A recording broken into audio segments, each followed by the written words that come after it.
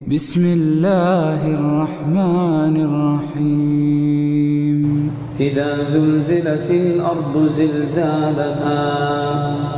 وأخرجت الأرض أثقالها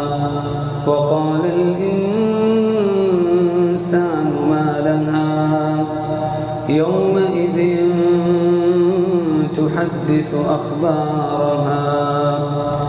بأن ربك أوحى لها